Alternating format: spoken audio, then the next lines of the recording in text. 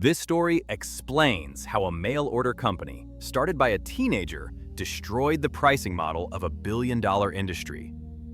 Tool trucks like Snap-on, Matco, and Mack sell a single ratchet for $200, while Harbor Freight sells a nearly identical tool for $40.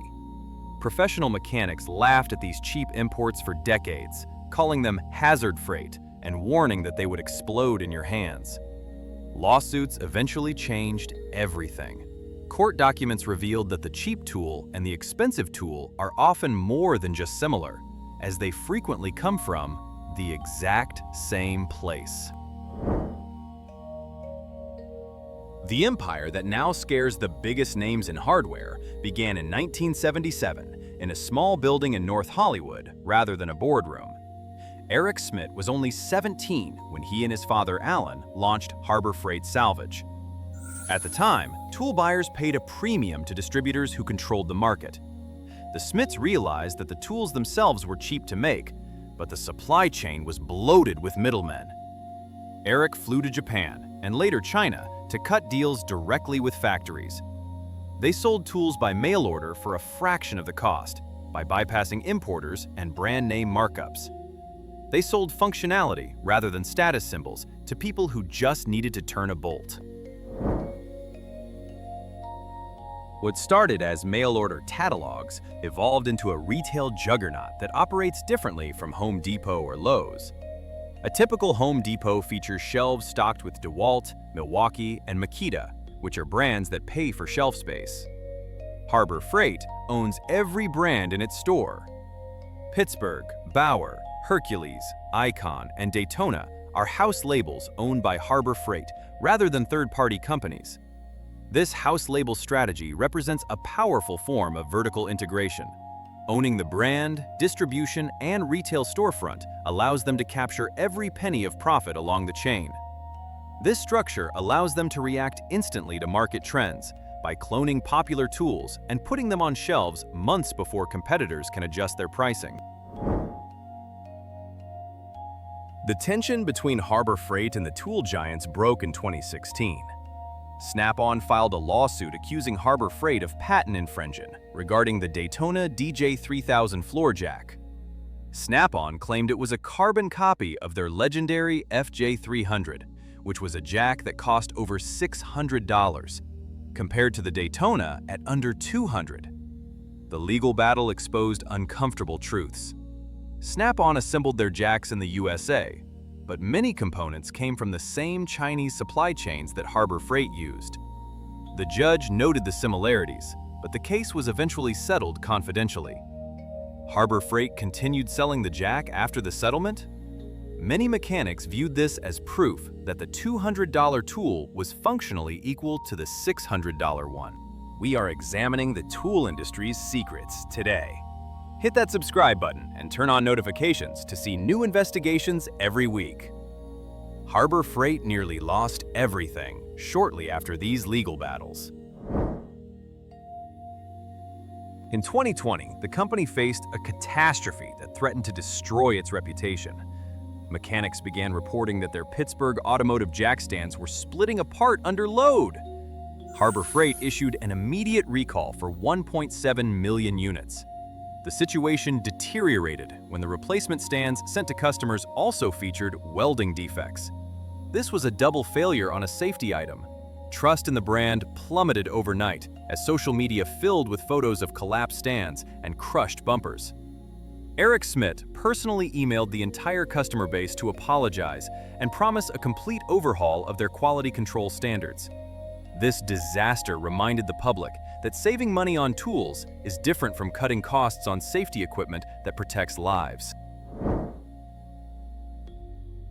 Harbor Freight recovered from the recall by committing to a tiering strategy.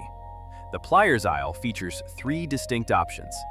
The first tier is Pittsburgh for occasional use, followed by Doyle or Quinn for the mid-range, and finally, Icon at the top. This 3-tier system is psychological genius. Placing the expensive Icon tool next to the cheap Pittsburgh one makes the mid-range option appear as a sensible compromise. Most shoppers aim for the middle and upgrade from the bottom tier without spending top dollar. This strategy allowed Harbor Freight to shed its image as a junk store and position itself as a legitimate provider of prosumer equipment. The launch of the Icon brand declared war against the tool trucks. Harbor Freight marketed Icon specifically to professional mechanics who were tired of debt by introducing 90-tooth ratchets, anti-slip wrenches, and heavy toolboxes. The 2026 spring drop brought the new Icon G2 line, with tighter tolerances and better finishes. Independent testing by channels like Project Farm often shows these tools performing within 5% of Snap-on for 20% of the price. Die-hard loyalists still claim the steel on a Price V ratchet is superior, but the performance gap has narrowed significantly. The debt of a tool truck account no longer makes sense for many young mechanics. Power tools represent the new area of competition, where Harbor Freight uses the razor and blade model. They hook customers with a cheap drill, but keep them with the batteries. They split their line into Bauer for the homeowner and Hercules for the professional. The Hercules 20-volt brushless line is designed to compete with Milwaukee's M18 Fuel and DeWalt's XR. The internal components often feature similar high-grade cells and control boards. The catch is that Hercules batteries are only available at Harbor Freight, unlike DeWalt or Makita, which are sold everywhere. Buying into their ecosystem tethers you to their locations, preventing you from running to a local hardware store during an emergency. Garage forums frequently claim these tools come from the same factory as Milwaukee. The reality is complicated. Global manufacturing giants like Tektronix Industries produce tools for Milwaukee, Ryobi, and Hart. Harbor Freight uses many of the same contract manufacturers in China and Taiwan, but that does not mean the tools are identical. A factory line can run premium components in the morning and budget parts in the afternoon. The gap is often smaller than big brands admit, since castings, plastic molds, and switches are frequently shared parts. Harbor Freight identifies which parts matter, like the motor, and which do not, like the rubber overmold, allowing them to slash costs without completely sacrificing performance. Harbor Freight realized that selling tools was not enough, so they created the Inside Track Club for recurring revenue. Members get access to exclusive pricing and early sales for $30 a year. This program functions differently than a standard loyalty program because the membership fee covers the margin loss on discounted items. It also creates a sunk cost effect. Paying for a membership motivates customers to drive past Lowe's and Home Depot to get their money's worth at Harbor Freight. The program expanded in 2026 to include more member-only instant savings, which effectively locks their most valuable customers into a shopping loop. The 20% off coupon was Harbor Freight's calling card for years, appearing in magazines and mail piles across America. That famous coupon has largely vanished recently in favor of instant savings and specific item discounts.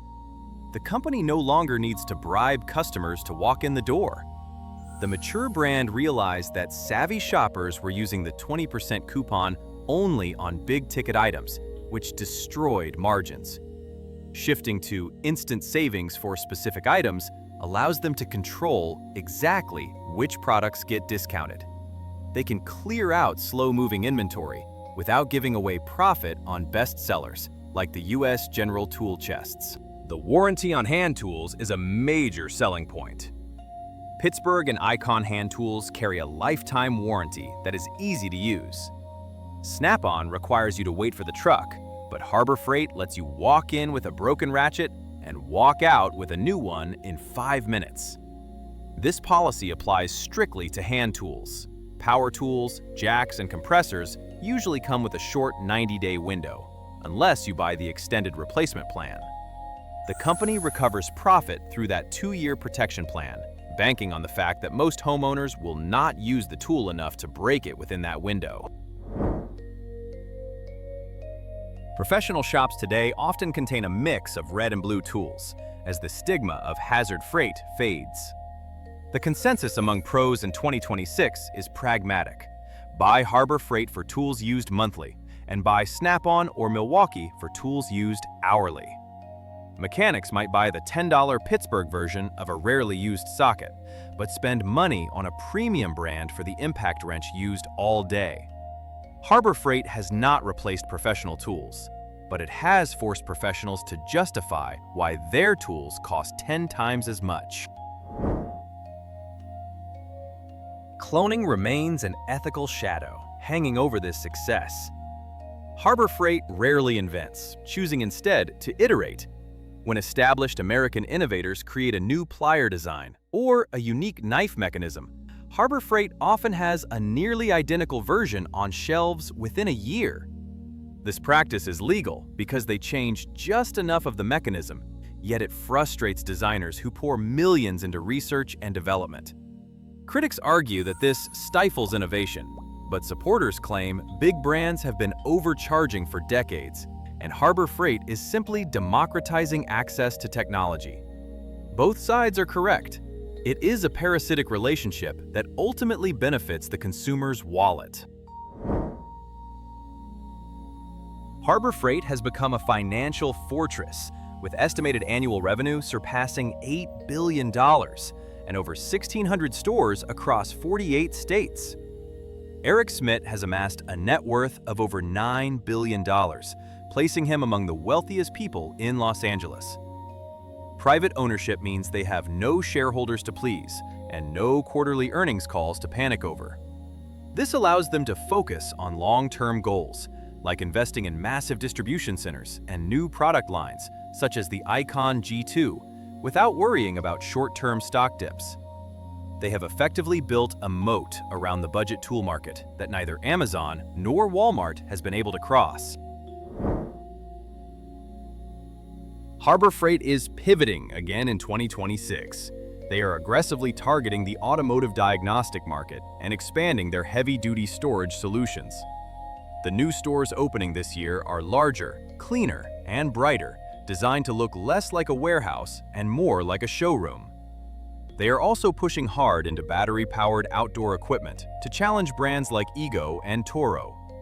They are clearly finished with being just the cheap option and now aim to be the smart option. Maintaining low prices while chasing higher quality remains the major question, but the parking lots are currently full. Harbor Freight changed the way we build, fix, and maintain our world. They proved that you do not always need a second mortgage to fill a toolbox. Despite stumbling with the jack stands, they forced the entire industry to compete on price. The company evolved from a teenage mail-order operation into a retail giant. Subscribe to see more stories about how industries work.